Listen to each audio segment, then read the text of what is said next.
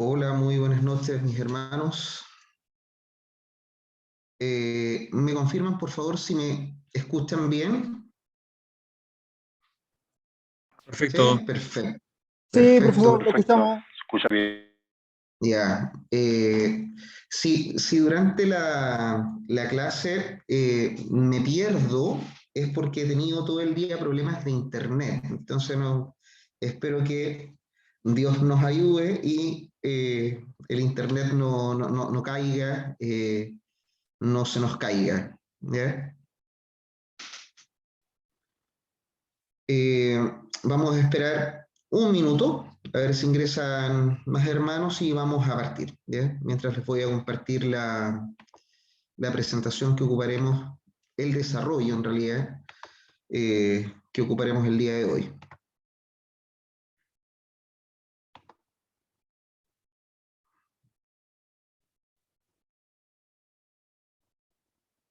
Vamos a esperar un minuto.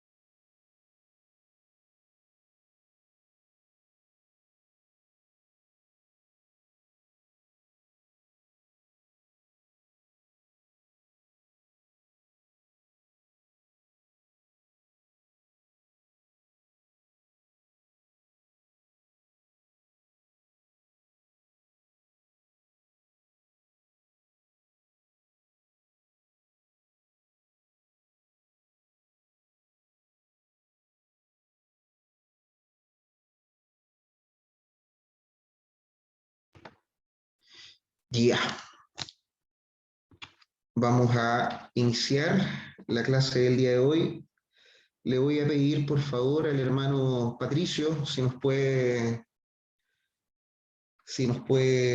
iniciar esta sesión con una oración. Amén. Dios le bendiga.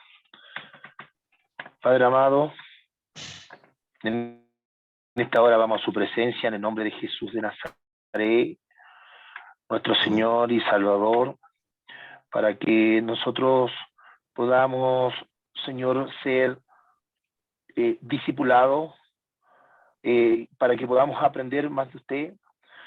Señor, mi Dios, ayuda a que cada uno de nosotros podamos tener mente de discípulo, y a este siervo de Dios que lo tiene, Señor, como maestro, le coloque una mente y una lengua de maestro para que nosotros podamos aprender más de lo que usted nos quiere enseñar por medio de la historia. Señor, mi Dios, permita que seamos enriquecidos en esta clase, como lo fuimos enriquecidos los que estuvieron en la clase anterior y los que nosotros vimos, los que vimos el video asincrónico, fuimos enriquecidos en gran manera. Muchas gracias, Señor.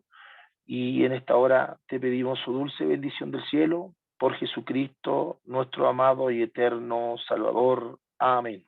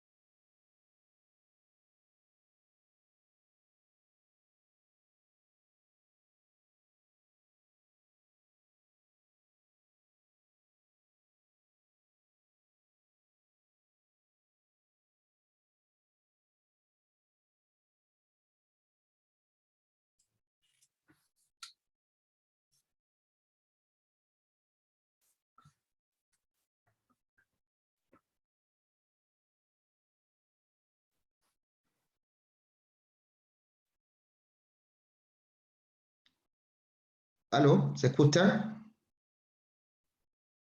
Sí, profesor, claro. Sí, Sí, profe, profesor. se escucha. Ya. Bueno, ya, a ver. Bueno, le agradezco, hermano Patricio, la oración. Vamos a... Hay alguien que está ingresando. Ahí está. Eh, Voy a volver a compartirles la diapositiva que quiero que veamos hoy día.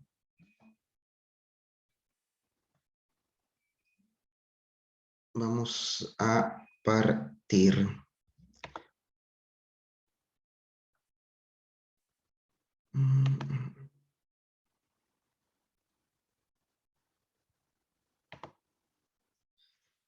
Ya, mis hermanos, vamos a partir recordando algunos conceptos que revisamos la semana pasada.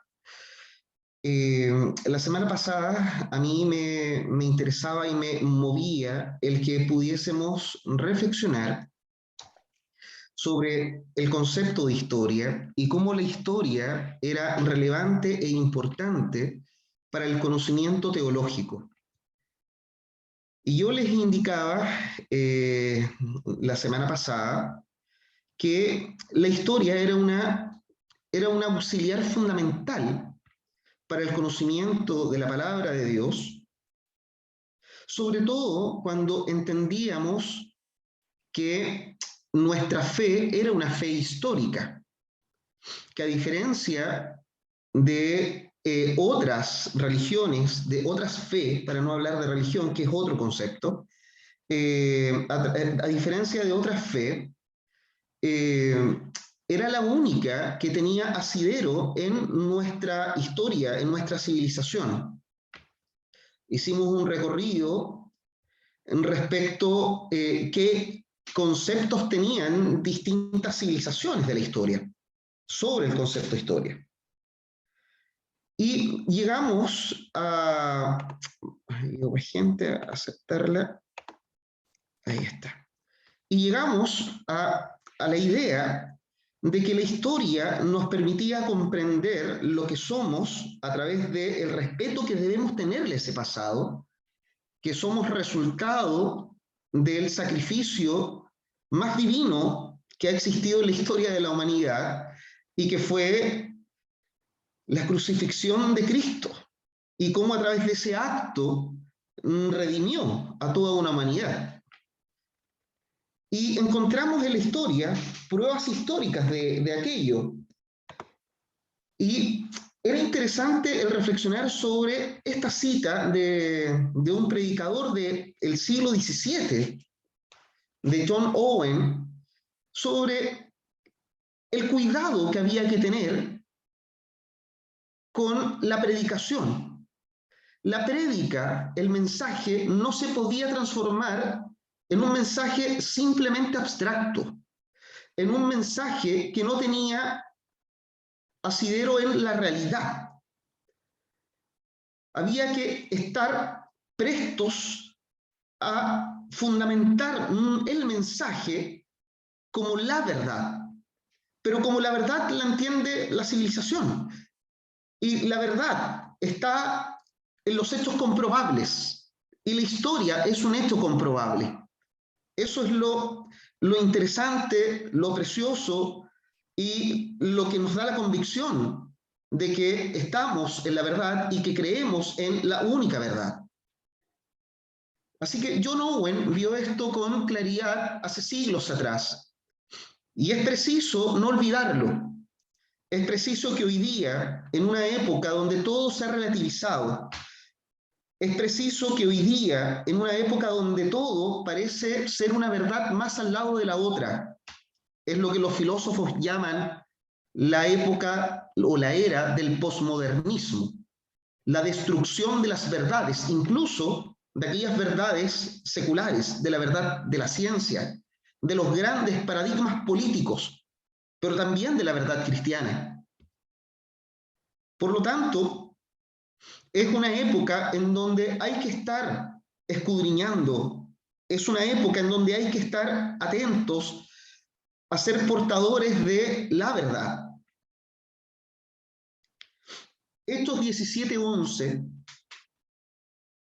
nos dice que estos eran los más nobles de Tesalónica, pues recibieron la palabra con toda solicitud, escudriñando diariamente las Escrituras, para ver si estas cosas eran así. Es un mensaje, la Biblia está repleta de versículos que nos movilizan a escudriñar las Escrituras, pero con la conciencia de que no estamos frente a una fe abstracta, sino que estamos en presencia de una fe real, verdadera. El hecho Cristo, el hecho más fundamental de la historia de la civilización, tanto que ha marcado la comprensión del tiempo, y hablamos en el después de Cristo y en el antes de Cristo. Cristo se posiciona en la historia, de eso hablamos la semana pasada.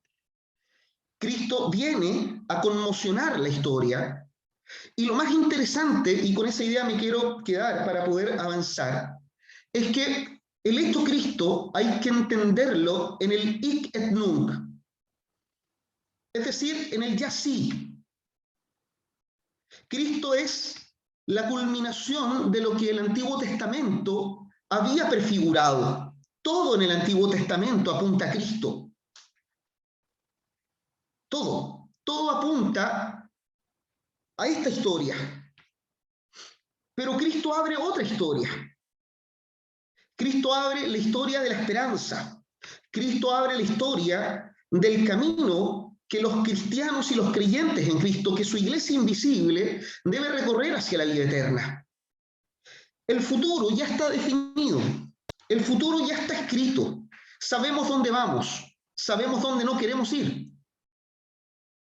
Pero debemos caminar hacia allá. Es la historia profética, es la oferta divina y la respuesta humana. En esa historia estamos usted y yo. Así que desde ese punto de vista, la historia es absolutamente fundamental para la comprensión del mensaje de Dios a los hombres.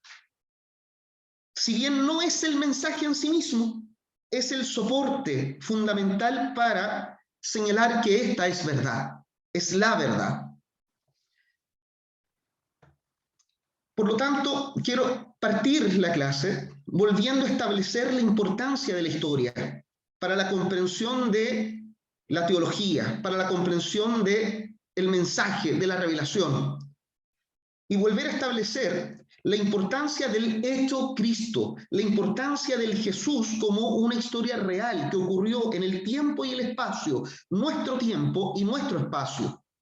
Y eso hace que nuestra fe sea absolutamente distinta a cualquier otra. También no quiero dejar de señalar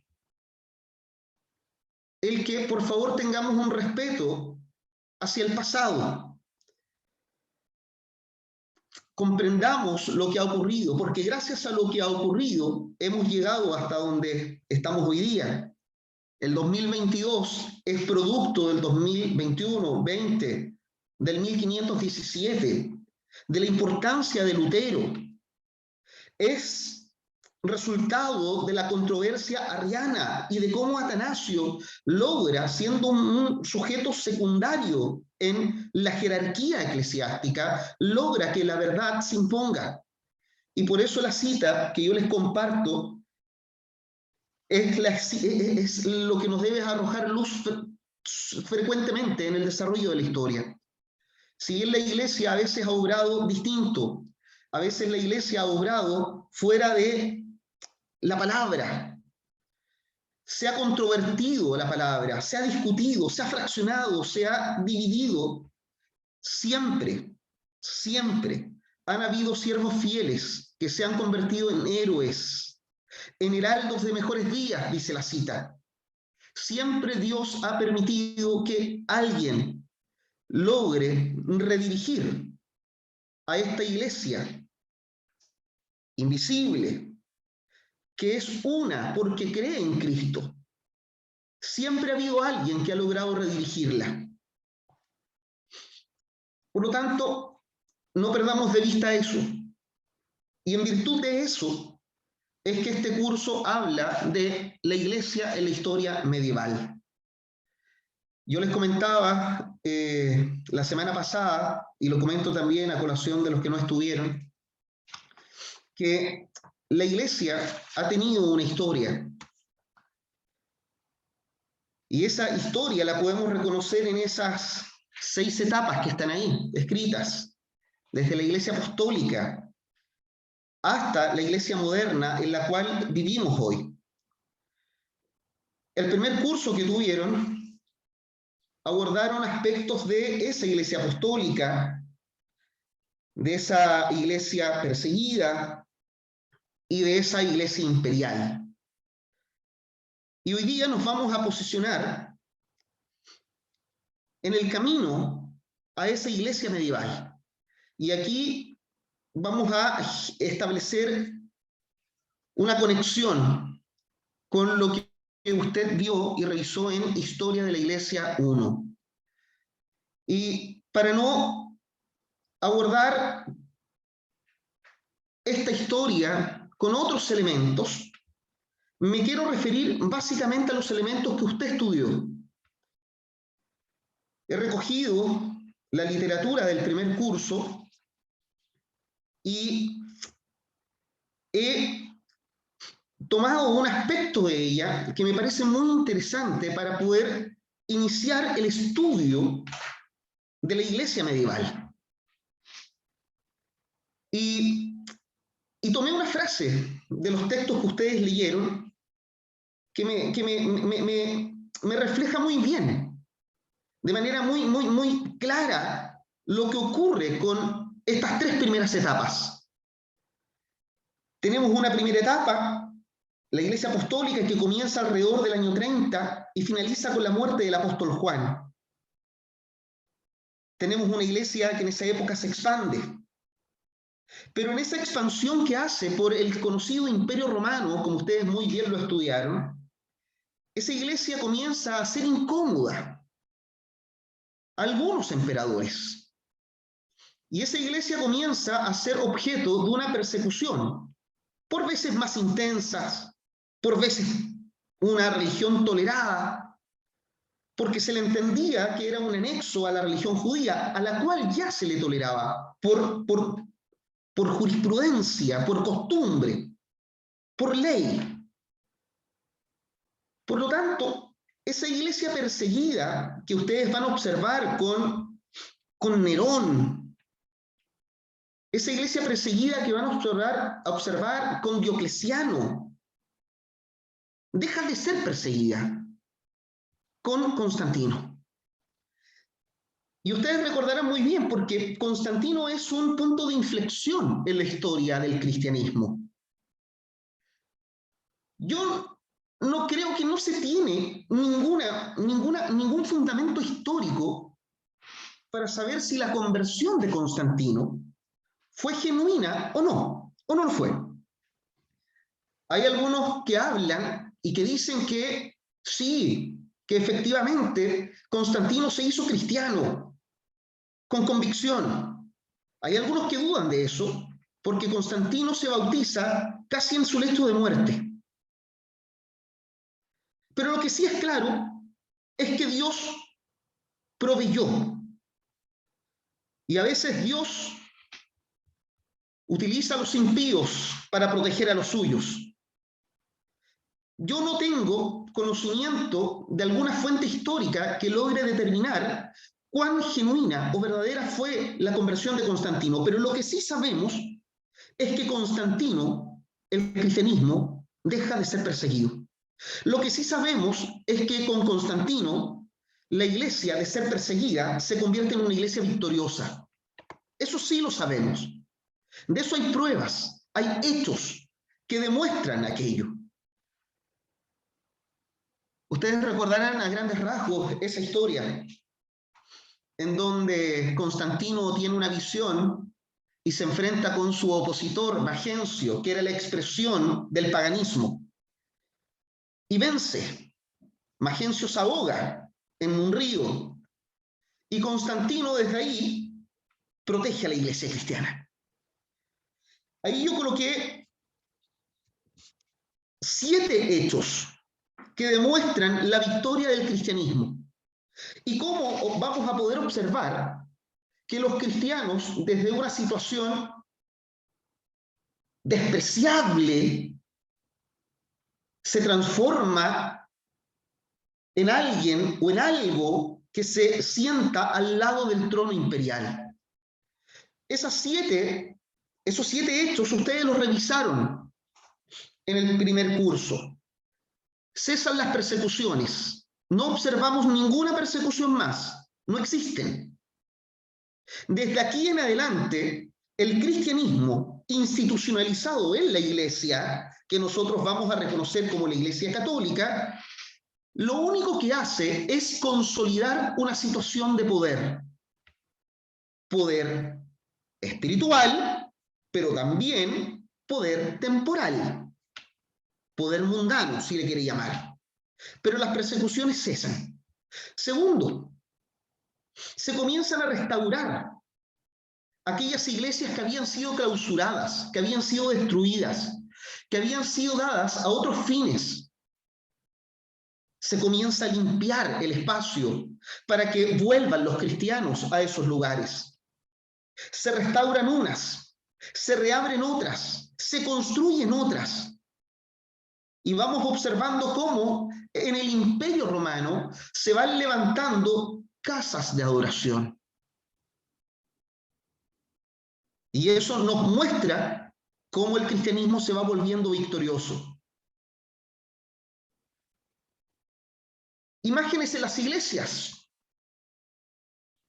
Las imágenes de las iglesias momentáneamente van a ser barridas y sacadas. Se restaurarán pronto. Les voy a comentar eso, vamos a llegar allá. Si bien el paganismo sigue existiendo, sobre todo en el campo, recuerden que pagano, etimológicamente, es decir, en el origen de la palabra, significa hombre que habita el campo. Pero los conceptos se llenan y se vacían de contenido, y un pagano para nosotros, en conceptualización cristiana, un pagano es un ajeno a Dios, es un otro. Si bien el paganismo sigue existiendo, es interesante que cesan los sacrificios oficiales en los recintos paganos. ¿Qué quiere decir eso? Que el Estado deja de estar en los sitios paganos y el Estado solo hará presencia en los sitios cristianos. Aquí viene algo que es interesante. El Estado financiaba recintos paganos, deja de hacerlo, y los dineros que iban a los recintos paganos ahora se dirigen a los recintos cristianos. ¿Eso puede ser una bendición? Sí. Pero lo que ha demostrado la historia es que le hizo mal a la iglesia. Porque la iglesia se comienza a enriquecer con los fondos del Estado. Y el enriquecimiento le da poder y le da intereses que no son solamente espirituales. Le da intereses que son mundanos. Se sumará a eso el que los ministros de la iglesia, los jerarcas de la iglesia, van a adquirir una situación de distinción, una situación distinta, una situación de privilegio, una situación de protección. Por ejemplo, dejarán de ser un igual, y ustedes recordarán que uno de los valores de la iglesia originaria, de la iglesia primera, de la iglesia apostólica, era la humildad y la igualdad. Pero acá no, acá comienza a haber una clase de hombres distintos, protegidos por el Estado, que no pagan contribuciones, que no pagan impuestos, que están exentos de aquello, que si son de ser perseguidos por la justicia, serán perseguidos por otro tipo de justicia, no la justicia ordinaria. Yo no sé hasta dónde eso le hizo bien a la iglesia, pero por algo ocurrió. Y la iglesia medieval demuestra aquello. Y un último hecho es que el domingo, que significa el día del Señor, el Dominus, el Dominus, el día del Señor, que lo identificamos con ese Señor, ojo, el emperador, no Dios, se transforma en el día de adoración de los cristianos. En el año 313, vuelvo a Constantino. Ustedes recordarán que Constantino dicta el famoso edicto de tolerancia.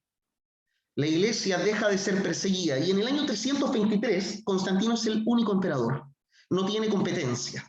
Y ese año instituye la victoria absoluta de la iglesia. Y luego podemos esperar incluso a otro emperador relevante como Teodosio. Y Teodosio lo que hará es establecer a la religión cristiana como la religión oficial del imperio. Miren, aún estamos en el puente, vamos camino a la iglesia medieval. Sigo citando la misma literatura que usted ya leyó. ¿Qué es lo bueno? ¿Qué es lo malo de la victoria del cristianismo? Lo bueno es que el mensaje cristiano comienza a influir el mensaje político. Lo bueno es que el mensaje cristiano se comienza a transformar en un mensaje oficial y dominante. ¿Eso es bueno? Sin duda que sí. Hoy, como yo se los decía la semana pasada, todos, creyentes y no creyentes, participan de la misma estructura ética y moral. Y es una estructura ética y moral judeocristiana, dominante, tergiversada por muchos, rebatida por otros, pero es dominante la estructura valórica, ética, moral judeocristiana. Y eso lo permitió el que el cristianismo se posicionase y se sentara al lado del poder temporal. Eso es bueno y hay que reconocerlo. Las ordenanzas de los monarcas siempre se hacen consultando al jerarca cristiano. Otra cosa muy buena, se abole la crucifixión, el signo ignominioso. La crucifixión deja de ser lo que fue para el Imperio Romano y pasa a ser un símbolo de adoración para el imperio y para los cristianos. La cruz es la señal de la redención.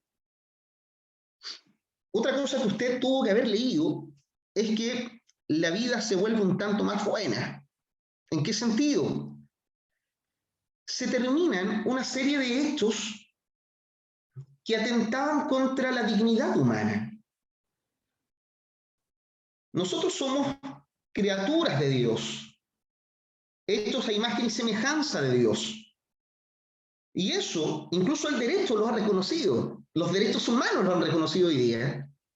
Eso implica que tenemos y somos distintos a lo otro creado por Dios, a los animales. Tenemos una dignidad, tenemos una distinción, tenemos un valor, pero ese valor de la vida humana en el Imperio Romano no existía. Infanticidios por montones. Si un padre no quería tener un hijo, se le mataba. Y no se le mataba solo en el vientre de su madre, se le mataba aún existiendo, aún viviendo. No había ningún reparo. No había nada que nos dijera en ese tiempo que matar a niños era malo, que era pecado, era normal. Pero ahora se acaban, porque el cristianismo lo que hace es darle un valor a la vida. También tuvo que haber leído que los esclavos, conocidos en la historia como simples bienes, cosas, ahora tenían derechos, porque también eran criaturas de Dios. Recordarán ustedes que los esclavos incluso podían llegar a tener cargos dentro de la iglesia primitiva. Eso es bueno, sin duda que sí. El esclavo pasa a ser persona. El esclavo pasa a ser una criatura de Dios. y deja de ser considerado una mera cosa en la cual su Señor puede disponer de la vida y de la muerte, de ese bien y de los bienes que hoy día consideraríamos su familia. Deja de ser considerado un bien para ser persona, digno de derechos. Se acaba el circo romano, se acaba la sangre, se acaba el placer de ver cómo seres humanos eran despedazados por las fieras, se acaba el placer de ver cómo seres humanos se despedazaban entre ellos, se acaban los gladiadores, se acaban esos juegos. Lo podemos resumir en algo, lo podemos resumir en 3 cosas, lo que acabamos de decir. Número 1, el discurso cristiano se hace dominante. Número 2, la cruz se convierte en el símbolo del mundo cristiano. 3, la vida humana adquiere valor. En esos 3 conceptos podemos resumir la victoria del cristianismo. Eso es bueno, sin duda que sí. ¿Qué es lo malo? Lo malo es que cuando el cristianismo se convierte en la religión oficial del Imperio Romano, deja de ser una religión, una fe que busca la sola espiritualidad de los seres humanos. Cuando el cristianismo se vuelve de moda, cuando conviene ser cristiano, porque el Estado es cristiano, cuando conviene estar al lado del poder, y ustedes reconocerán lo que digo en la vida cotidiana, en vuestros trabajos, y a veces también en nuestros templos, cómo la gente busca estar cerca del poder. Eso ocurre, eso es humano, y ahí también ocurrió. Pero ¿qué pasó?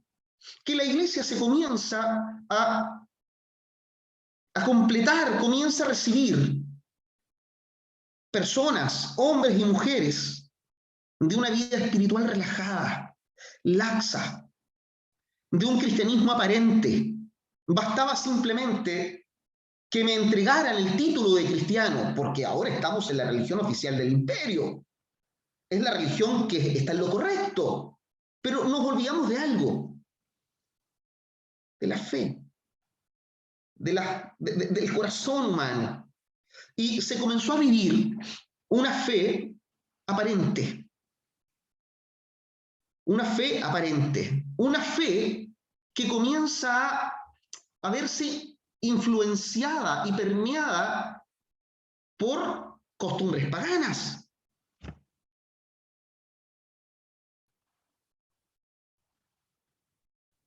El que la Iglesia Católica hoy día esté lleno de santos es simplemente la analogía de los dioses paganos. Y se opera de esa forma simplemente para atraer a esa población. De alguna forma, es invitarlos a participar en nuestra iglesia sin que la práctica de su fe se vea sustancialmente cambiada. Por lo tanto, la fe cristiana, cuando se exterioriza en los templos, comienza a tomar ciertos insumos que no le corresponden a nuestra fe. El posicionamiento que tiene la Virgen María no le corresponde a nuestra fe. El posicionamiento que tienen los santos no le corresponde a nuestra fe. Le correspondía a la fe pagana. Y eso infiltra, eso ingresa a la fe cristiana. Lamentablemente, vamos a observar que el mundo termina por dominar a la iglesia y no la iglesia al mundo. Hay un libro que me gusta mucho, lamentablemente no está en digital, hasta donde yo sé no está digital, pero si pueden por ahí consultarlo o buscarlo. Es un libro que se llama La historia de los papas. Me gusta mucho más el subtítulo. Es la historia de los papas entre el reino de Dios y las pasiones terrenales. Y el libro recoge cómo estos jerarcas de la iglesia se ven absolutamente tensados, viven en la tensión entre el reino de Dios y las pasiones terrenales. En esa iglesia medieval vamos a observar ambición, vamos a observar lo más malo del ser humano. Orgullo, arrogancia, poder. Eso está en la iglesia, va a estar en la iglesia. Pero Dios va a ocuparla, porque va a ser el único puente que existe entre un mundo que se destruye y un mundo nuevo. Y eso debemos reconocerlo. Y por último, lo que ustedes debieron haber leído es que vamos a tener una lucha, una pugna entre la iglesia de Occidente y la iglesia de Oriente. Una iglesia por el poder entre el Papa latino y entre el patriarca oriental. Lo malo, laxitud en la vida cristiana. Lo malo, laxitud en la administración de la iglesia. Lo malo, pugnas del poder en la iglesia. Eso lo debieron haber visto en Historia de la Iglesia 1. Pero para mí era importante establecer, y es importante establecer, la victoria del cristianismo. Porque sí, de ser perseguido pasa a sentarse al lado del trono imperial. Y eso se llama victoria. El programa, nuestro programa, dice que debemos partir por ciertas controversias. Y ahora ya estamos en nuestro programa. Pero aún siendo muy estricto en el tiempo, aún no estamos en la iglesia medieval. Pero sí estamos en nuestro programa. Les quiero explicar algo que probablemente ustedes ya lo manejan, porque hasta donde yo entiendo esto también estaba en la literatura, pero me corresponde a mí partir desde acá. No quiero partir explicando simplemente las controversias cristológicas. Simplemente quiero partir indicándoles el por qué tenemos controversias en la iglesia. Cuando el mar amainó, cuando la mar está tranquila, cuando la tempestad cesó, cuando las persecuciones terminaron, cuando la iglesia se transforma en una iglesia victoriosa, las aguas están tranquilas. Y cuando las aguas están tranquilas, entonces la ocupación de los sujetos, de los actores, va a dar el espacio necesario para las controversias. Y la primera controversia relevante que vamos a observar es la controversia sobre la Trinidad.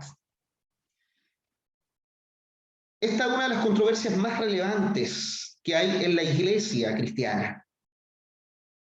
Y va a enfrentar a dos hombres, a uno muy poderoso, a uno que tenía influencia sobre el emperador, donde los hijos del emperador se educaron bajo la doctrina de uno de estos hombres, y vamos a observar al frente a un hombre secundario, que en los concilios ni siquiera tiene derecho a voto, solo tiene derecho a voz. Vamos a observar cómo se enfrenta Arrio con Atanasio, lo recordarán, año 325, concilio de Nicea. ¿Qué decía Arrio? Arrio decía, lo primero que decía, o no entendía la Trinidad, no tendría esa naturaleza común que se expresa en Dios Padre, en su Hijo y el Espíritu Santo. Él las fraccionaba, él las dividía. Para él, Cristo era superior en naturaleza al hombre, sin duda que sí. Cristo tenía una naturaleza superior al hombre. Pero la naturaleza de Cristo no era la misma naturaleza de Dios, sino que estaba subordinada a la naturaleza del Padre. No participaba de la naturaleza del Padre. Por lo tanto, si no era y pertenecía a la naturaleza del Padre, significaba que no participaba de un atributo de Dios, como lo era la eternidad. Era creado. Por lo tanto, Cristo es un ser creado, no eterno. Alguien levantó la mano, hermano Patricio. Pregúnteme. Esto es, en el Concilio de Nicea es lo que se ve, lo que es la consubstanciación y la sustanciación.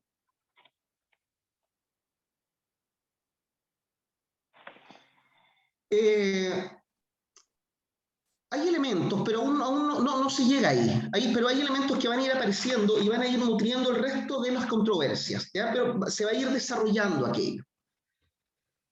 Pero vamos a llegar allá. Interesante la postura de Arrio. Hay que decir que Arrio viene del mundo oriental.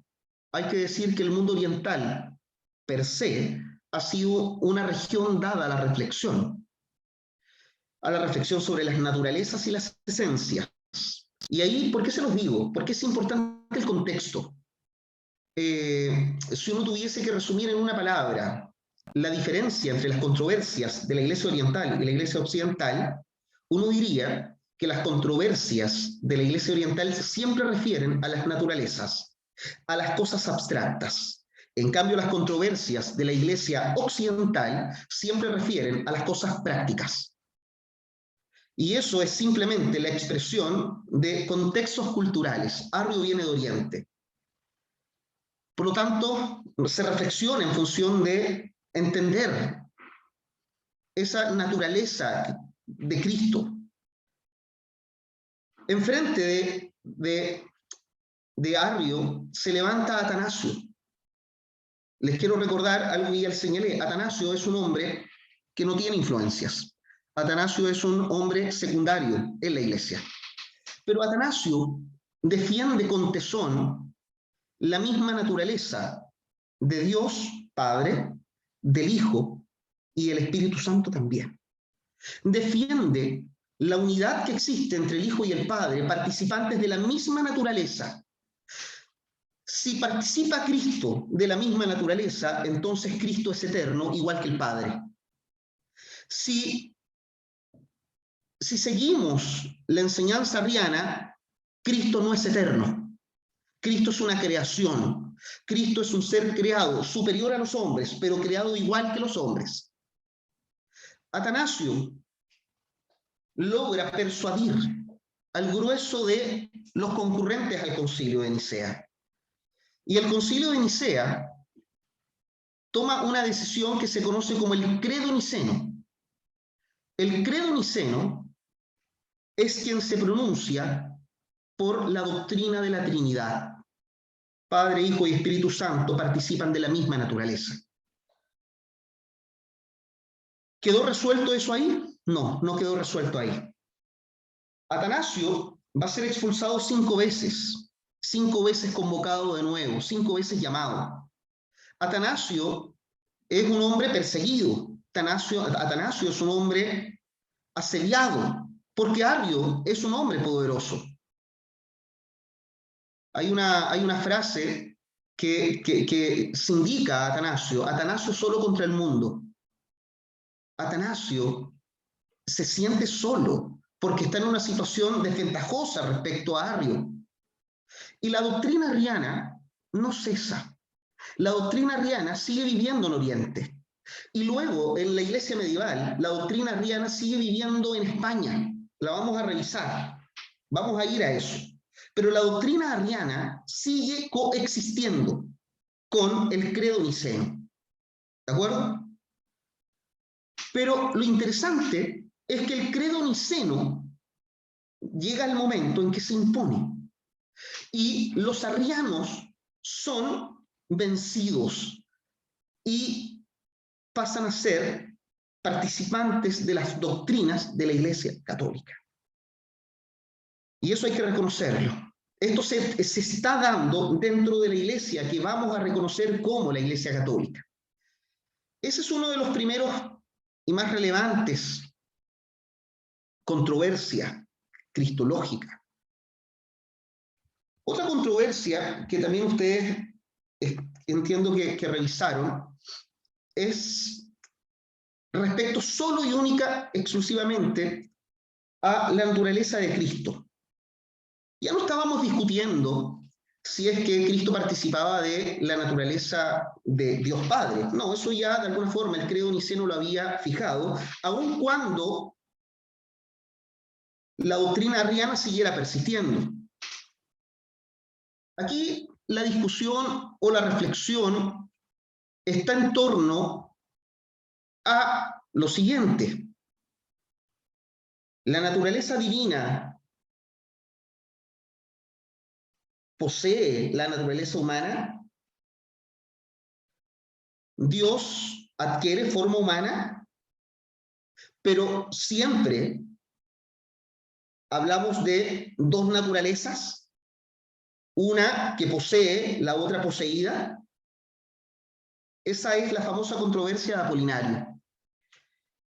Y acá yo no me atreví a establecer a alguien que se levantara enfrente de Apolinario, sino que acá fue comunitaria la visión de que solo existía una naturaleza en Cristo Jesús.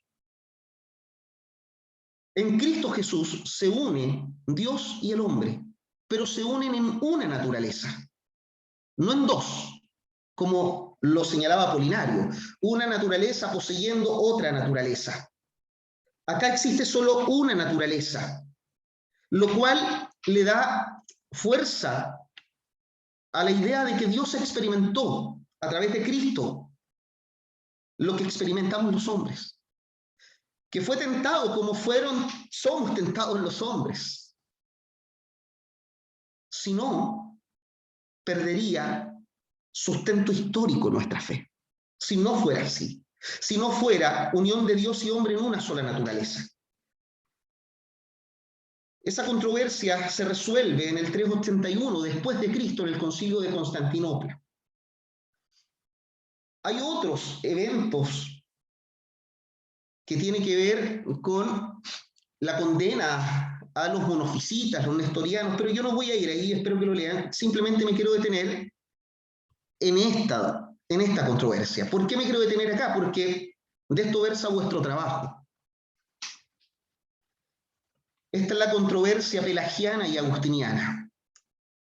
Pelagio, un hombre poderoso, un hombre de Dios, sin duda que sí. San Agustín, un tremendo hombre, tremendo teólogo. Y se van a confrontar en función de una controversia occidental, es decir, práctica. Por favor, eso quiero que lo consideren. Las dos controversias que revisamos sobre la Trinidad y sobre la naturaleza de Cristo son controversias que vienen de Oriente. Las controversias orientales, no lo olviden, son y tienden a lo abstracto. Las controversias occidentales, como la de Pelagio y Agustín, siempre va a tender o van a tender a lo práctico. Siempre van a tender a lo práctico. Aquí hay 12 puntos. 12 puntos. Me disculpo por haber puesto Dios con minúsculas, jamás lo hago. En el punto número 2.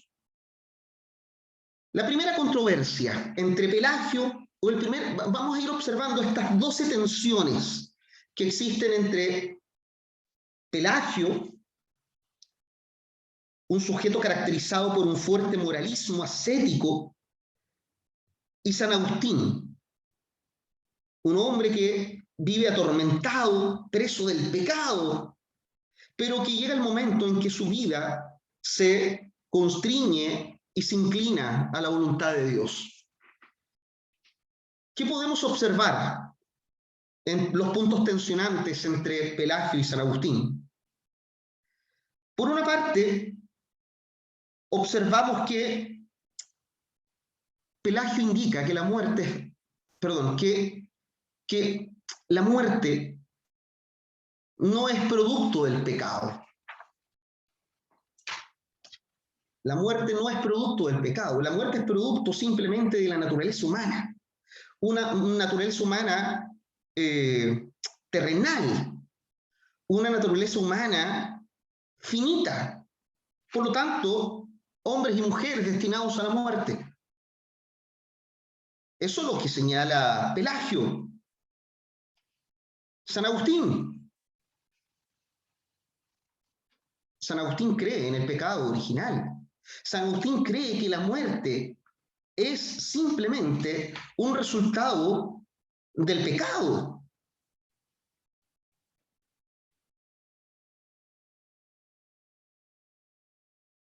La primera controversia o el primer punto tensionante que vamos a observar entre estos dos hombres es aquella. San Agustín establece que la muerte es producto del pecado y no de la naturaleza, como lo decía Pelagio. Segundo punto tensionante. Perdón. Segundo punto tensionante.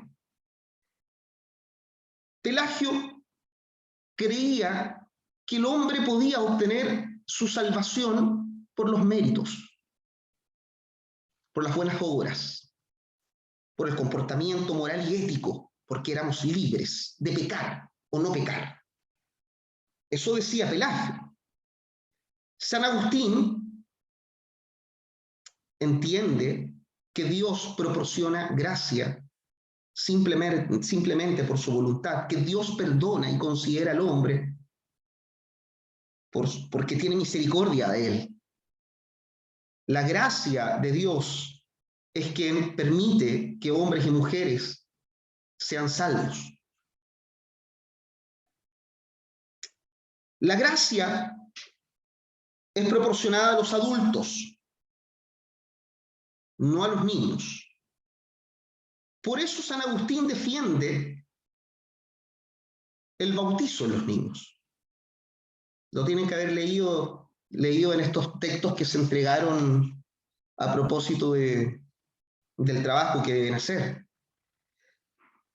Pelagio dice que los niños son seres angelicales, que no tienen pecado, que no tienen mancha. San Agustín cree que todos nacemos en el pecado original, que somos herederos del pecado de Adán, y que eso ha sido transferido a toda la humanidad. Por lo tanto, de ahí levanta la importancia del bautizo en los niños. Punto número 4. No es que el hombre tenga libertad para pecar o no pecar, como dice Pelagio. Es decir, es el hombre quien decide. No, San Agustín señala que el corazón del hombre es dado al mal, y es solo Dios quien da la fuerza para no pecar. Es solo Dios quien nos constriñe, quien nos detiene. Es solo su fuerza, su amor, quien puede dirigir nuestra voluntad para evitar el pecado. De ahí que las buenas obras son gracias a Dios y no gracias al hombre, porque no dependen de la libertad del hombre.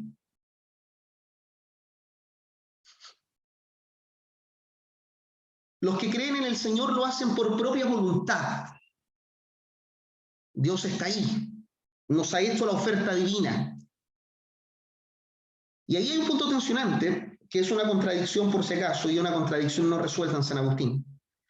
San Agustín cree en la predestinación, pero nos complica la existencia no resuelta cuando en el punto número 6 nos indica que los hombres creen en Dios por propia voluntad. Entonces nos genera una tensión con la predestinación. Pero es una tensión que ha sido muy estudiada por la teología, pero no es una tensión que haya sido resuelta. Pero eso no le quita al aporte, al fundamento teológico que San Agustín le entrega a la Iglesia. Punto número 7. El cristiano obra a través de la fe. Las buenas obras son resultado de aquello. Las buenas obras no son el móvil de la salvación, no es por méritos. No se olviden de eso. El cristiano le da gracias a Dios con sinceridad y rectitud. Es honesto ante Dios. Es un corazón humillado a Dios.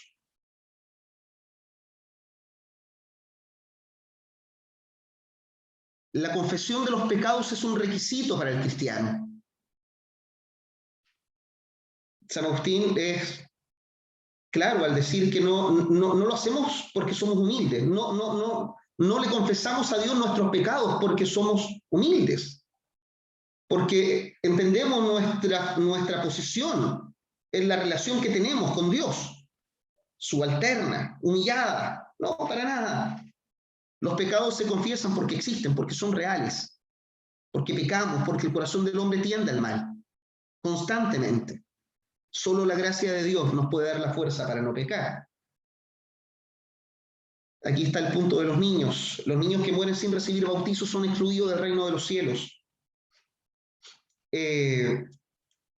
Hay un texto de San Agustín en donde se reflexiona si sobre los niños son ángeles o demonios.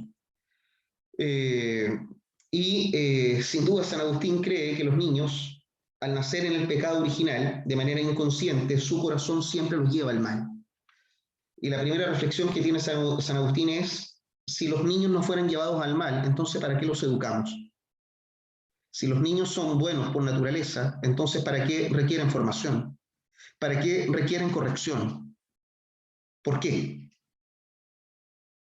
El asunto está en que ahí se da la controversia con Pelagio respecto al pecado original. Pelagio no cree en el pecado original, cree que es un pecado puntual. Adán y Eva fueron los que pecaron y no tiene por qué haber transferencia al resto de la humanidad. San Agustín cree en el pecado original. Punto número 11. Los santos, los que buscan la santidad, piden perdón a Dios por sus pecados. Y bienaventurados los que mueren en el Señor, porque ellos alcanzarán sin duda el reino de los cielos. Hermanos, el punto más conflictivo, el punto más controversial por lejos en la teología de San Agustín es el punto número 10. Quiero reiterar, es el punto más conflictivo. Para San Agustín, los niños eran culpables al nacer. Eran culpables de el pecado original por nacer en él, pero cometían pecados simplemente porque muchos pecados o cosas malas el hombre las comete de forma innata. Por innatae, por naturaleza, somos inclinados al mal. Y los niños por naturaleza, según San Agustín, son inclinados al mal. Si ese hombre original pecó, todos los que nazcan desde ahí, señalaba San Agustín, son pecadores, igual que los hombres del comienzo. Y solo pueden librarse de ese pecado original a través del bautismo. Para Pelagio, el que los niños fueran culpables, que nacieran manchados desde el vientre materno, era un sinsentido. Un sinsentido. No lo podía entender. Y es lo que Pelagio básicamente va a defender. Bueno, yo les quiero comentar que Pelagio pierde esta controversia. Se imponen los puntos los puntos teológicos de San Agustín.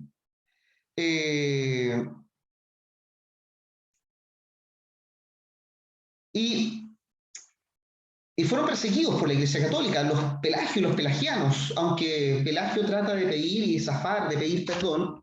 Bueno, llegará el tiempo en que los pelagianos sí sean perdonados y se mantengan dentro de la Iglesia. Quiero redituar en algunas ideas en forma muy general. La libertad del hombre.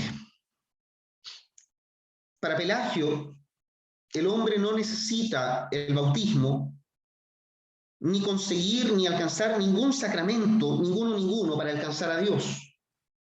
El hombre, para Pelagio, puede llegar a la santidad por sí solo, simplemente porque es autónomo, es libre. Eso es lo que le parece horrible a San Agustín. Para Agustín nadie puede ser autónomo. Todos los hombres dependen de Dios para San Agustín. Pensar en la autonomía para San Agustín era pensar en la soberbia. Un hombre autónomo, un hombre que se considera libre y no dependiente de Dios, para San Agustín es un hombre soberbio. Para San Agustín el hombre tiene necesidad de Dios, siempre. Siempre, siempre, siempre. Otro punto, también en términos generales, es la predestinación. Pelagio se preguntaba, por ejemplo, cómo era posible que Dios mandara al hombre a hacer cosas que no eran realizables, que eran cosas imposibles de hacer, porque el estándar de la vida cristiana es alto, absolutamente alto. Desde ahí, desde que él no entendiera, Pelagio, desde ahí que no entendiera que Dios nos mandara a hacer cosas irrealizables, le quitaba fuerza a que Dios premiara y castigara. Él decía que el castigo y la corrección de Dios o el premio de Dios era un sinsentido, no era correcto, porque Dios era amor y no nos podía mandar a hacer cosas irrealizables. Pero para San Agustín, el hombre sí podía alcanzar el estándar cristiano, simplemente por la gracia de Dios. La gracia de Dios podía darle la fuerza al hombre para no pecar. Así que son conceptos relevantes: la predestinación, la libertad del hombre, el pecado original. Para Pelagio, el hombre peca única y puntualmente ahí, en el huerto del Edén. No transfiere ningún pecado. Para San Agustín, lo transfiere a los niños. Por eso los niños requieren necesariamente del bautizo, si no quedan desheredados del reino de Dios. Esta controversia, sin duda, es la más relevante de la Iglesia Católica y que da origen a la teología que va a primar durante toda la Iglesia medieval y que de alguna forma nos llega a nosotros. Hermano Daniel. Hola, buenas tardes, profesor. Pido disculpas, me costó entrar a la página, por eso entré un poco atrasado. Mi pregunta es, el tema de la predestinación, ¿dónde termina ese tema? En que cuando en el libro de Romanos dice a los que predestinó... ¿Dónde termina? Claro. O dónde podemos cerrar esa, porque creo que, como usted dice, la predestinación y el que el hombre pueda también tomar decisiones, aún siendo cristiano, como que eso siempre tiene, como que no hay un, digamos, no, bueno, tengo que ser honesto y yo no, como que todavía no está totalmente claro. Bueno, ¿somos predestinados o realmente nosotros también tenemos libre opinión para tomar decisiones, para decidir hacer cosas? Entonces lo que yo quiero decir, ¿dónde podríamos cerrar ese tema cuando Pablo dice a los que predestinó, a estos conoció? O sea, nosotros fuimos predestinados porque primero Dios nos conoció. Ahí termina, digamos, esa discusión. Eso, profe. Uy, muy buena pregunta. A ver, las Sagradas Escrituras hoy día siguen siendo objeto de exégesis. Siguen siendo objeto de exégesis. Y debo compartir con usted que hasta el día de hoy no existe acuerdo teológico respecto a la predestinación, a su existencia o no. Aún observamos a tremendos hombres de Dios, teólogos, que se confrontan en ese punto. Ese punto a la Iglesia cristiana le sigue generando tensión.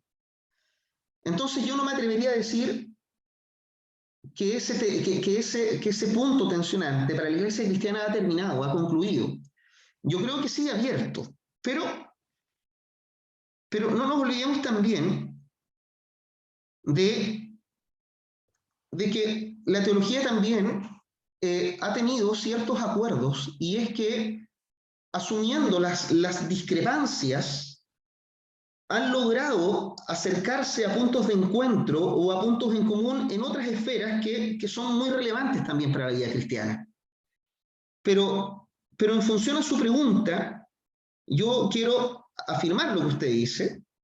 La teología aún no tiene un punto de encuentro respecto a la predestinación. Es un punto tensionante para la Iglesia cristiana, sin duda que sí. Se se han levantado exégesis para ambas posturas y encuentran fundamento bíblico, ambas.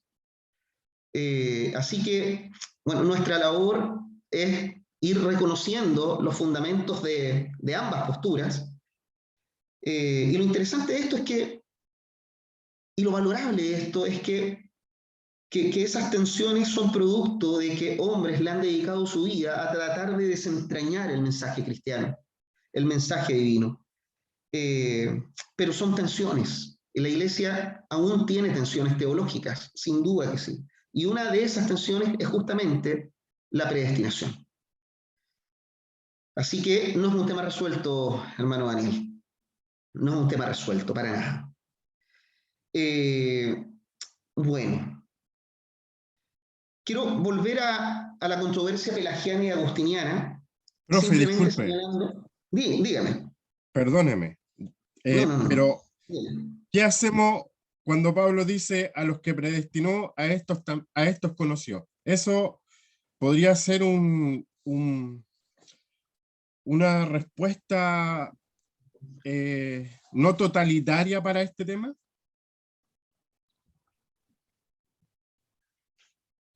O sea, yo creo, a título muy personal, que no es una respuesta totalitaria, justamente cuando uno logra confrontar ese pasaje con los sinnúmeros de pasajes que hablan de la misericordia de Dios respecto a los hombres. Tampoco es que, y eso también es interesante, porque pensar en aquello, pensar que eso está cerrado en ese mensaje o en ese versículo en donde Pablo señala aquello, significaría determinar a Dios. Es decir, Dios ya eligió, Dios ya determinó, pero ese Dios, como ese Dios tiene misericordia de quien quiere. Mira, hay un texto que se los voy a hacer llegar, que habla sobre los atributos de Dios, ¿ya? Y ahí se dan respuesta a varias controversias que nos pueden asaltar en la vida cristiana, como por ejemplo, ¿se arrepiente Dios o no se arrepiente Dios? Si Dios es inmutable. Reflexionar en los atributos de Dios, yo creo que nos puede abrir la comprensión respecto a tensiones que la Iglesia cristiana aún tiene. Y me comprometo a hacérselos llegar, buscarlo, porque lo tengo en una de mis carpetas, para que lo tengan, ¿ya? Lo revisen y reflexionen sobre los atributos de Dios. Respecto a la predestinación, yo lo único que puedo decir es que hay que tener cuidado porque quizás la estemos entendiendo desde la perspectiva de la mera comprensión humana, y hay cosas en el mensaje cristiano, en el mensaje bíblico, que no pueden ser encarceladas por nuestra pobre comprensión humana. Entonces, desde ahí yo no me atrevería a decir que Pablo sentenció. No me atrevería a decir eso, ¿ya? Y ahí, en realidad, en el respeto reverencial que debemos tener por la Escritura, hay que asumir la tensión e indagar mucho más, escudriñar mucho más, pero también ir observando lo que hombres de Dios, teólogos, han revisado sobre eso. Yo me comprometo a enviarles ese texto, creo que les va a aclarar varias cosas, ¿ya? Y para eso hay que ir a mirar a los atributos de Dios, ¿ya? Eso es lo que pudiese responderle. Pero espero que vayamos aclarando estos puntos tensionantes también durante el desarrollo de esta clase o de esta iglesia medieval, porque nos vamos a encontrar acá con otros puntos tensionantes también. Bueno, en definitiva, la controversia pelagiana y agustiniana es la controversia más relevante que hay al inicio de la iglesia medieval. El trabajo que tienen que hacer, y en esto un paréntesis, el trabajo que tienen que hacer es sobre un tópico de esto, ¿ya? Ustedes deben tomar libremente algo que les interese, que les haga sentido, que sea significativo, que les sea tensionante también. Creo que la importancia de conocer mejor a Dios tiene que ver con entrar en aquellos puntos que nos generan tensión. Y también conocer la obra de San Agustín, puesto que lo que hizo San Agustín fue colocar un ladrillo teológico para la comprensión del mensaje. Lo colocó. Y hasta ahora, hasta el día de hoy, nadie lo ha removido, ¿ya?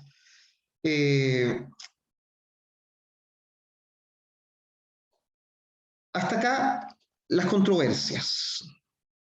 Desde acá en adelante nos vamos a ordenar estrictamente en función de la iglesia medieval. Desde aquí en adelante es iglesia medieval. Resumo. Lo que observamos hoy día básicamente fue el puente entre la iglesia imperial, que es la tercera etapa de la iglesia, y la iglesia medieval, que es el objeto de nuestro curso. En ese puente relevamos la victoria del cristianismo. Cómo el cristianismo pasó de ser una fe perseguida a una iglesia que se sienta en el poder. Y es a esa iglesia, en el poder, a la que vamos a observar en la Edad Media. Por lo tanto, la Edad Media lo que nos muestra es una iglesia que tiene dos intereses. Uno espiritual, sin duda que lo tiene, pero tiene otro interés, que es un interés material, o mundano, si usted quiere. Los historiadores hablan de el poder temporal y el poder espiritual, y ambos poderes son de interés de la Iglesia Católica. La Iglesia Católica es el eje de la Edad Media, ¿sí? Es interesante y hay que reconocer que Dios utiliza a la Iglesia Católica como el único puente que existe entre un mundo que se destruye y un mundo que surge, como el mundo medieval. Por lo tanto, yo no quiero que a ver, si hay algo que no me gusta, y es lo que trato de hacer al menos en todas mis clases, es tratar de ser concreto. No todos recordarán lo que es la Edad Media o alguno de sus atributos. Y creo que reconocer los contextos siempre es relevante, en términos temporales y en términos espaciales, ¿ya? Porque no nos podemos perder que esto es historia. Así que, en función de eso, en estos minutos que nos quedan, les voy a indicar que la Edad Media considera 10 siglos de historia, del siglo V al XV, es connotada por algunos como una edad oscura, una edad donde el hombre involuciona, una edad donde el hombre vuelve a caer en el mito. La Edad Media es la edad teocéntrica, donde todo reside en Dios, donde todo comienza y donde todo termina en Dios. Desde esa perspectiva, no creemos que sea una etapa oscura. Es una etapa que tiene problemas, sin duda que sí, pero una etapa oscura no lo es. Es el puente. La iglesia es el puente entre un mundo que se destruye y un mundo que es nuevo. Si comenzaron a hacer las lecturas, hay una lectura muy interesante que habla de la invasión de los pueblos germanos al Imperio Romano. ¿Sí? ¿Se acordarán de eso, no? Yo quiero ir a esto. Antes de esto, quiero ir a esto que está acá. Al Imperio Romano. Quiero que por favor observen esto. El Imperio Romano tenía dominio sobre todo lo que está en color. A ver, yo no logro distinguir bien el color, pero como rojizo, burdeo. Pero lo que rodea el mar Mediterráneo, lo que dice ahí el mare internum, ¿ya? El Imperio Romano es todo esto, un imperio poderoso. Ha sido el imperio más grande de la humanidad. Lo interesante es que esa ciudad que ustedes ven ahí en negrito, que dice Roma, fue capaz de dominar todo esto. De ahí eran los emperadores.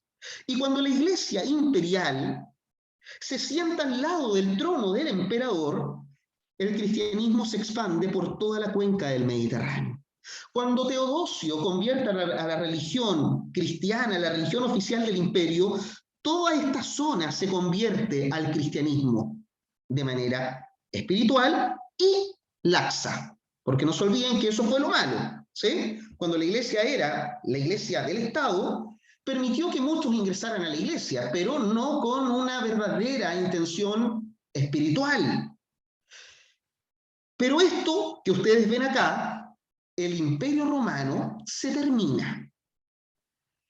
En las lecturas que ustedes tienen, hay una de ellas en particular que dice que esto se acaba, se le coloca punto final con las invasiones de los pueblos bárbaros. Los pueblos bárbaros son los que rodean el Imperio Romano, ¿sí? Los que están en el mapa, en el color más blanco. Se acaba por eso y otras cosas, pero no es de nuestro interés ver el por qué se cae el Imperio Romano, por qué se acaba. Lo que nos interesa a nosotros es qué sucede con la iglesia cristiana una vez que se termina el Imperio Romano. Sucede esto. Se fragmenta, se termina. Aparecen distintos reinos. Aparecen los suevos, visigodos, vándalos. No es interesante que se aprendan los nombres, da lo mismo. Son simplemente reinos bárbaros. ¿Quiénes eran los bárbaros? Los otros, los incivilizados, pero aquellos que reconocían y ambicionaban la civilización de los romanos. Una civilización que también era cristiana, y la ambicionaban. Y va a llegar el momento en que invadan el Imperio Romano, lo destruyan, y en su reemplazo vamos a tener los reinos bárbaros. Reinos bárbaros. Si eso lo tenemos claro, entonces podemos entender el tremendo desafío que va a tener la Iglesia Católica para poder ser el único puente entre el mundo que existió, ese, y el mundo que existe. El único puente que logra mantener el mensaje cristiano entre estos hombres nuevos es la Iglesia. Por eso es relevante la Iglesia Católica en esta época, en la época medieval.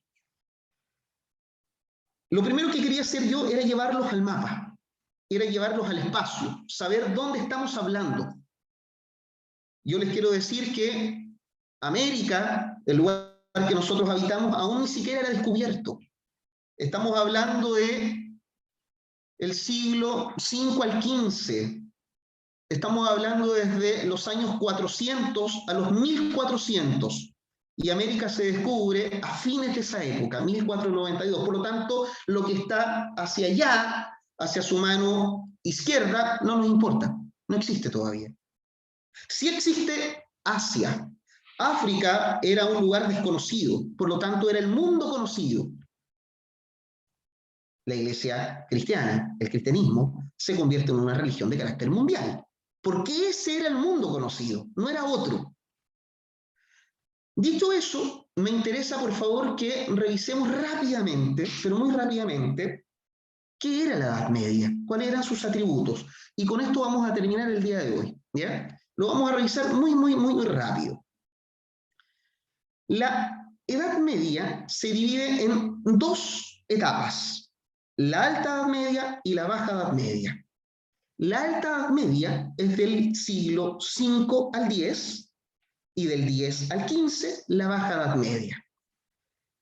Esta, la Alta Edad Media, es insegura, es conflictiva, se ve sujeta a invasiones, a destrucciones. Esta que está acá abajo comienza a progresar y comienza a entregarnos los fundamentos del mundo moderno. Vamos viendo qué pasaba del siglo V al siglo X. Alta Edad Media. Primero, por ejemplo, voy a mover esto de acá. Por ejemplo, en economía, ¿Cómo vivían los hombres? Las invasiones bárbaras, si hay algo que hicieron, fue destruir las ciudades. La gente se fue a los lugares seguros, y los lugares seguros eran lejos de la ciudad, el campo. Por lo tanto, ¿de qué vivían esos hombres? Si ya no vivían en la ciudad, vivían de la agricultura, vivían de la ganadería, vivían de la artesanía. Las necesidades las satisfacían ellos mismos, ¿de acuerdo? La sociedad, ¿cómo se organizó? Bueno, la sociedad se organizó bajo relaciones de fidelidad. Por ejemplo, les voy a colocar simplemente un ejemplo. Los hombres estaban tan asustados por las invasiones bárbaras, por las invasiones de estos pueblos belicosos que lo destruían todo a su paso, que muchos de ellos dijeron, necesito protección. Entonces vamos a ir a pedirle protección al hombre más rico de la comarca. Porque el hombre más rico de la comarca tiene terreno grande, puede contratar soldados, puede contratar un ejército, puede contratar seguridad. Y entre ellos se va a establecer una relación de fidelidad. Es lo que da origen a la relación señor y vasallo. En política, tenemos reinos bárbaros. El imperio ya no existe, el emperador ya no existe. Existen reyes distintos, nada más que eso. Y reyes que gobiernan con una nobleza, hombres distintos, hombres que tienen derechos protegidos y que se van a ver seducidos por el cristianismo. Vamos a ver eso después. En la cultura, las ideas filosóficas se paralizan, porque el hombre ya no está en la ciudad, el hombre está en el campo. La cultura, la gran cultura romana, se comienza a caer, a despedazar. Y los únicos que resisten y que mantienen parte de esa cultura son los cristianos, es la iglesia. Por eso, por favor, consideren esto, por favor. El concepto teocéntrico del mundo. De ahí nos vamos a amarrar. ¿Qué significa el concepto teocéntrico del mundo? Significa que todo comienza en Dios y todo termina en Dios. Dios lo explica todo. Si tiembla, es porque Dios lo quiere. Si hay una peste, es porque Dios nos quiere decir algo. Si hay lluvia después de una sequía, Dios nos está bendiciendo. Todo comienza y todo termina en Dios. No hay nada que escape a Dios. Eso es teocéntrico, teo, Dios, Dios en el centro. Y desde ahí es que el cristianismo logra influenciar toda la Edad Media, desde la consigna teocéntrica. En la Baja Edad Media, ¿qué vemos? En la economía, comienzan a ir las cosas mejor, comienzan a aparecer las ciudades, y las ciudades se comienzan a llenar de comercio, servicios, comienzan a aparecer las ferias, la gente del campo viene a comerciar a la ciudad, la civilización se revitaliza. En lo social, en el campo se sigue manteniendo el lazo de fidelidad entre el señor y el vasallo, pero en la ciudad aparecen los hombres libres. Pero en la ciudad comienzan a aparecer cosas malas. La pobreza, la guerra, las epidemias. Simplemente por el acto de convivir, por el acto de comer productos que vienen del extranjero y que a esta población le hizo particularmente mal. O por traer las pulgas o las ratas, infecciones de otros lugares que venían en los barcos. Peste negra, 1348, un tercio del mundo muere en esa época. En la política, los reyes se ven fortalecidos. Los reyes comienzan a concentrar de nuevo el poder y comienzan a discutir y a pelearle el poder a la iglesia. Y en la cultura, vamos a ver una serie de progresos técnicos. Yo siempre le decía a mis alumnos, los lentes que usted utiliza, por ejemplo, yo era el hermano Patricio con lentes, el hermano Hugo con lentes, los lentes son un invento medieval. Se crearon allá. En la Edad Media resolvió muchas cosas técnicas que hoy día nos facilitan la vida. Pero también aparecieron las herejías. Aparecieron los ánimos de reforma. Se vivió el cisma entre la iglesia oriental y la occidental. Comienza a aparecer la crítica a la iglesia católica que va pavimentando el camino de la reforma protestante. Porque la iglesia católica comienza a vivir justamente como el epígrafe de ese libro que yo les comentaba adelante. Comienza a vivir entre el reino de Dios y las pasiones terrenales.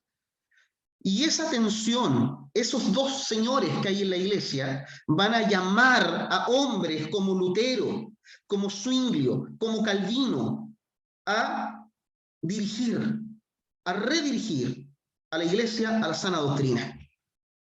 No se olviden que Dios, a pesar de la dirección errática de la iglesia, siempre ha tomado hombres que han logrado redirigir.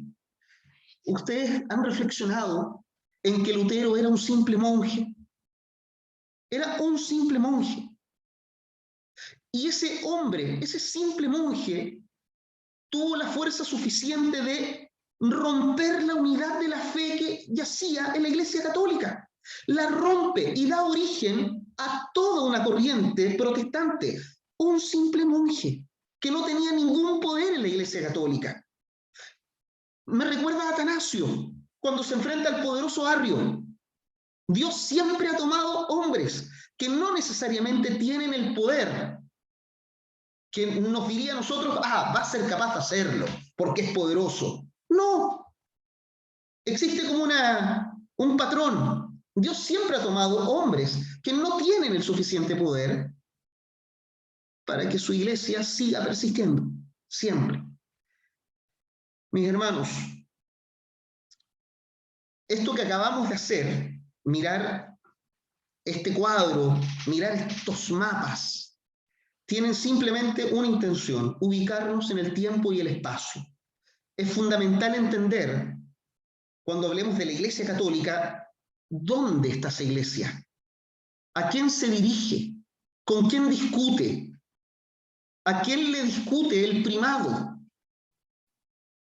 ¿Con quién tiene controversias? Es interesante entender con quién lo hace. Ya no lo hace con el emperador, lo hace con una serie de reyes, los reyes bárbaros. Y es interesante entender que estamos en una época distinta. El mundo civilizado de Roma se acabó y se abrió un mundo que no tenía la suficiente civilización romana, que era más simple, que era más inseguro. Y el único que resiste, el único puente entre ese mundo que existió y este mundo nuevo, no lo olviden por favor, quiero que nos vamos con esa idea, el único puente entre el mundo que existió y el mundo que está existiendo en ese tiempo, el único puente es la Iglesia Católica. El único puente por el cual va a circular el mensaje de Dios es la Iglesia. Y en ese sentido debemos reconocer el rol que tuvo la Iglesia Católica en este tiempo. Llegará el momento en que la Iglesia Católica tergiverse su acción de fe, sus acciones, en donde primen más las pasiones terrenales. Y ahí aparecerá un hombre, ese hombre, Lutero, al que van a estudiar en Historia de la Iglesia 3, la Reforma Protestante. No, creo que nos vamos a quedar ahí. Un dato nada más para terminar de ver los mapas, solo les traje 3. En la Edad Media van a existir esas 3 iglesias, ¿ya? O esas 3 fe, ¿ya? Para ser bien concreto. Existe la cristiandad, un dato muy sutil. No es lo mismo hablar de cristianismo y hablar de cristiandad. Cristianismo es la fe. Cristiandad es la cultura que se expresa a través de esa fe. ¿Sí? El mundo de la cristiandad, Iglesia Católica, es el baluarte. Está el Imperio Bizantino, o la Iglesia griega, que le llaman también, cuyo lugar está en Bizancio o en Constantinopla, y en el siglo VII va a aparecer desde la Meca, desde Arabia, una fe que sigue vigente, el Islam. Y lo que vamos a hacer también en este curso es estudiar al Islam, ¿ya? De hecho, cuando uno estudia las cruzadas, por ejemplo, que es como el cristianismo pugna por territorios con otra fe, lo hace con el Islam. Pero son tópicos que vamos a ir revisando en el transcurso de las clases. Mis hermanos, vamos a quedarnos hasta acá. Hemos hoy día avanzado sobre las controversias que se dan en el tránsito desde la iglesia imperial a la iglesia medieval. Nos situamos sobre la controversia más relevante, que es la pelagiana y agustiniana. Rescaten cosas de ahí, por favor, para vuestro trabajo, que tienen fecha de entrega el día 19. Si tienen algún problema, por favor, me lo comunican al correo. Revisamos el contexto, la mirada sucinta sobre la Edad Media. Sabemos que es un mundo nuevo, distinto al Imperio Romano. Sabemos que es un mundo más simple, un mundo en donde está azotado por la destrucción, por las invasiones, por la fragmentación del territorio en reinos, pero que está balanceado por el mensaje cristiano, por la Iglesia Católica y por la idea del teocentrismo. Todo comienza y termina en Dios. Y esa idea en la Edad Media va a ser dominante. Así que creo que es interesante que nos quedemos acá para no avanzar y quedar cortados. Con esto terminamos el contexto y ya desde la próxima semana nos vamos a concentrar en cómo la Iglesia Católica, en cómo el poder papal fue configurando a esa iglesia que se va a transformar en el puente entre el mundo que dejó de existir y el mundo que comenzó a existir.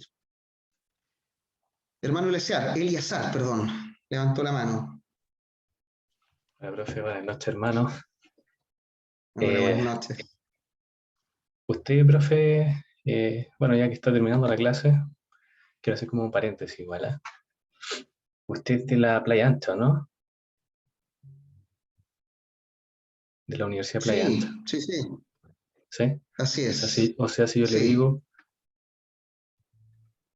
Playa Ancha U, Playa Ancha P, Playa Ancha A, Universidad de Playa Ancha. Yo también así estudié ahí, pues, es. profe. Mi primera carrera, gracias a Dios, también la estudié ahí.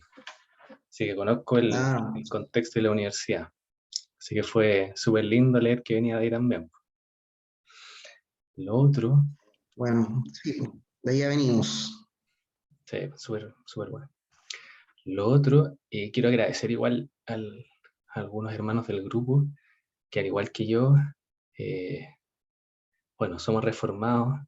Yo vengo de una iglesia presbiteriana y mi temor era que en la clase quedara ahí la discusión acerca de la predestinación, de que estos son predestinados, que estos no, que nos empezáramos a meter en eso. Pero quiero como agradecer igual eso porque a nosotros nos encanta debatir mucho, pero me pareció súper prudente. Y yo creo que obviamente el Señor guía todas las cosas, que no se formara eso. Y yo sé que hay algunos que incluso prendieron las cámaras y yo decía, oh, que se quede todo ahí tranquilo, porque al final muchas veces realmente no conduce a nada.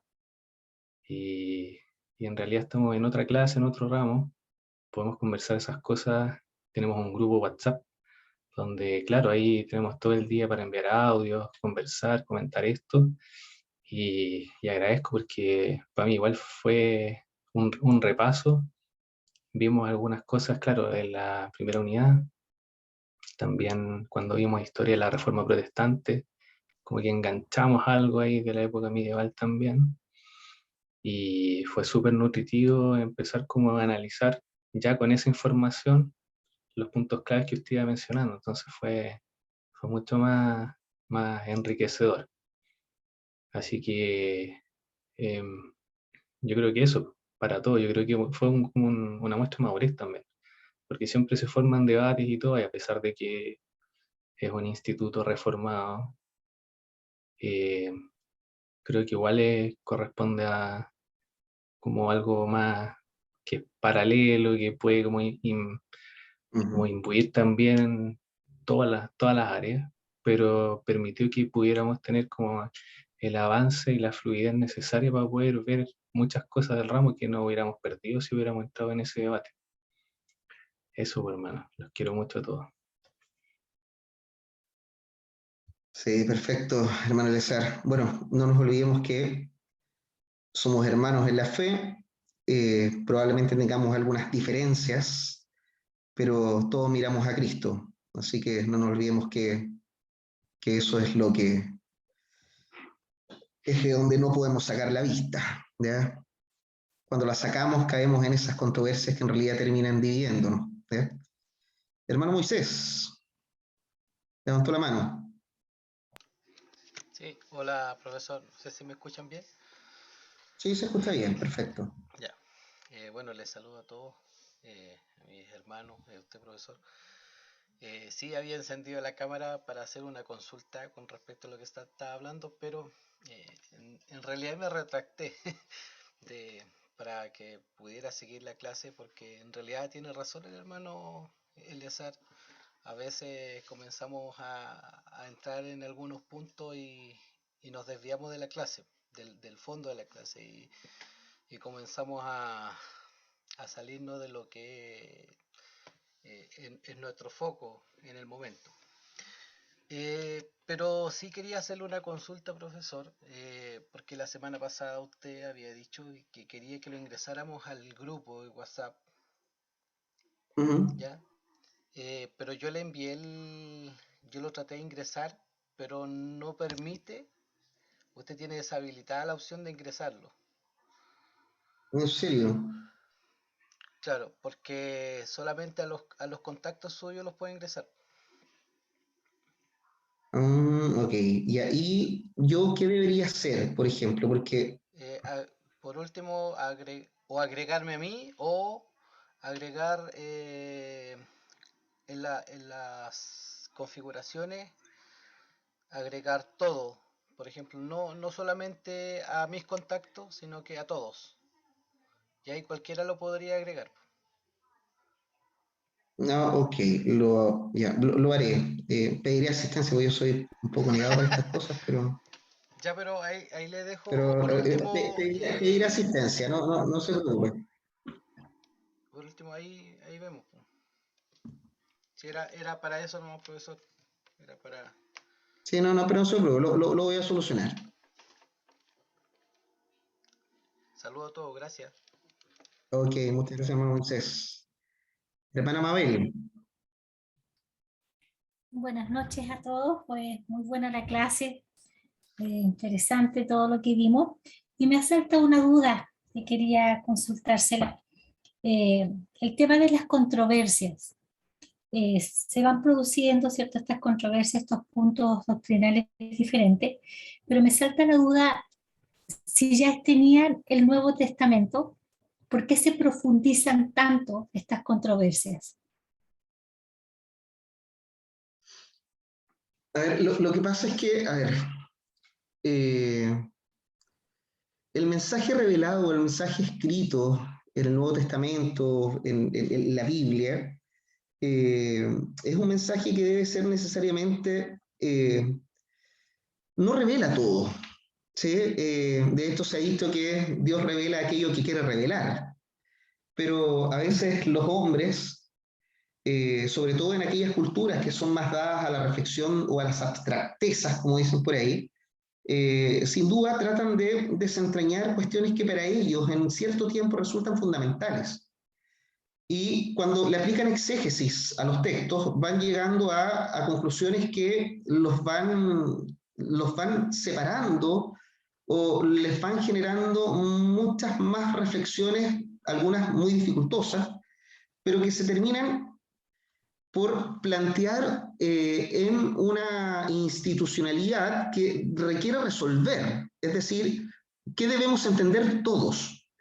Y eso es interesante también de entenderlo. Cuando la iglesia se institucionaliza, requiere que la institución determine cuál es la norma. Efectivamente, el Nuevo Testamento ya había, de alguna forma el canon ya había sido establecido, pero ahora había que ingresar al contenido de ese canon. Y ese contenido es el que por veces genera controversias o genera inquietudes que se lleva a la institución para que en función de la sabiduría de los hombres conducidos por Dios resuelvan, qué debemos entender. Ahí, sin duda, las controversias cristológicas ya quedaron allá. Hoy día no se observan de ese tipo de controversias. Pero sin duda son necesarias para los hombres que adquieren y quieren conocer más de Dios. Dios se revela, pero demanda de nosotros escudriñar en las Escrituras. En ese viaje de escudriñar, de conocer, de encontrar certezas, es cuando surgen esas controversias. Yo las valoro. Yo soy un hombre que viene de la historia y en realidad toda su formación ha sido en la historia. Yo las valoro y valoro que hombres le hayan dedicado no un tiempo, le hayan dedicado la vida a eso. Eso es valorable. Se dedicaron a defender aquello dentro de la iglesia. Pero yo creo y quiero pensar bien que lo que había detrás de esos hombres era aquel anhelo fogoso de encontrar la verdad, de encontrar al Cristo revelado en las Escrituras. Y eso sin duda va a llevar a controversias. Lo más simple es quedarse con lo que escuchamos en el templo. Es lo más simple. Creer lo que el predicador desde el púlpito me dijo. Hay muchos cristianos que viven así, en función de lo que escuchan, sin saber o reflexionar si lo que escuchan es lo que Dios quiere que yo escuche, porque lo que Dios quiere que yo escuche está escrito. Dios no quiere que escuche aderezos. Dios no quiere que yo escuche tergiversaciones. Por eso la prédica es una actividad seria. Preparar un mensaje debe ser producto de un trabajo serio, de exégesis, de encontrar verdad. ¿Qué es lo que quería decir Dios en este pasaje? ¿Cuál era el contexto? Y eso ya es personal, a mí me aflige un poco cuando uno escucha en sus templos, en el mío también ocurre a veces, y se saca un versículo casi como un pancito de vida, y se carece de contexto, se carece del sentido que tiene ese versículo en el mensaje completo. Entonces, desde ahí, desde aquel anhelo fogoso de encontrar la verdad, al Cristo revelado, al Dios revelado en la Escritura, yo entiendo y valoro que hombres hayan dedicado su vida a eso, y entiendo la controversia. Una controversia que también se pudo armar acá, como dijo el hermano Eleazar, porque hay temas que para la iglesia cristiana aún no están cerrados. Aún no hay acuerdo. Hay otras cosas que sí hay acuerdo. Pero no nos olvidemos que el acuerdo más hermoso que tenemos es que miramos a Cristo. Y hay cosas que no van a determinar nuestra salvación. Miramos a Cristo y buscamos, y creo que los que estamos reunidos acá, hay algo en común que tenemos. No hemos dado el tiempo. Todos trabajamos, todos hacemos otras cosas. No hemos dado el tiempo de estar acá sentados ya siendo las 10 para las 10 de la noche, porque queremos conocer a Dios. Queremos conocer al Dios, al verdadero Dios, no al Dios que uno le coloca los atributos que estima conveniente para sentirse más cómodo, como Pelagio lo hizo. De hecho, Pelagio, siendo un monje ascético, y en toda su reflexión, Pelagio se quedaba con que Dios es amor, pero se olvidaba también que Dios es fuego consumidor. Eso lo dejó de lado. Le parecía mucho más lógico con que Dios es amor, y cómo Dios nos va a mandar a hacer cosas que son irrealizables, porque el estándar cristiano sí es alto, es altísimo. Pero ahí está la doctrina de la gracia. Y ahí uno entiende, fue necesaria la controversia pelagiana y agustiniana para nuestra fe, para el discernimiento de la verdad. Sí, fue necesario. Dios permitió y Dios proveyó. Dios permitió hoy día que conozcamos aquello y que tengamos certezas, pero certezas que fueron buscadas por esos hombres también. Y desde ese punto de vista, sin duda, hay que reconocer y respetarlos también, ¿ya? Es lo mismo que yo a veces cuando se habla de hoy día, oh, la Iglesia Católica, y de inmediato, oh, están equivocados, están perdidos, están desde desde el juicio fácil y volátil, sin reconocer el tremendo aporte que han hecho a que la verdad haya llegado hasta nosotros. Porque como les comentaba, en esta época el único medio, el único puente, el único canal se llamaba Iglesia Católica. Si la Iglesia Católica no hubiese existido o no hubiese sido el canal, con aciertos y errores, nada de aquello, nada del mensaje hubiese llegado a nosotros. Quien salvó a la Biblia de ser quemada y de ser exterminada eran ellos. Y otros grupos disidentes también. Sin duda que sí, hay otros grupos que son muy interesantes de estudiar. Pero las controversias, desde mi perspectiva, han sido necesarias para poder ir estableciendo comunidad sobre la verdad. Dios se revela a través de la Escritura, pero nos demanda algo. No es que nos coloquemos la Biblia en la cabeza y veamos la luz. Dios nos manda a escudriñar, a ser certeros, a ser precisos. Y eso es esfuerzo, eso es leer, eso es interpretar, eso es hacer exégesis, es hacer hermenéutica, que son cursos que ustedes algunos ya han tenido o van a tener. Conocer a Dios es hacerse especialista en un libro, la Biblia. A veces otros cursos, cuando uno sigue estudiando, uno, claro, se nutre de múltiples fuentes. Nosotros no debemos nutrir solo de un libro, pero ese libro, el libro, es un mundo, y un mundo que tiene cosas complejas. Y por eso esas cosas complejas no están resueltas hasta el día de hoy, sino ya estarían resueltas. Así que, aún existiendo el Nuevo Testamento, es necesario escudriñar, y en el escudriñar, sin duda, van a surgir tensiones. Y eso es lo que explica las controversias. ¿Ya? Bueno, mis hermanos, si no hay más preguntas, yo me despido. Espero que descansen. Hay unos días feriados por ahí, que puedan disfrutar junto a sus familias también algún momento. Y nosotros nos vemos el día jueves que viene con un mejor internet. Hoy día no sé qué le ha ocurrido, pero porfió. Bueno, hermana Mabel, le voy a pedir a usted que por favor nos despida con una oración.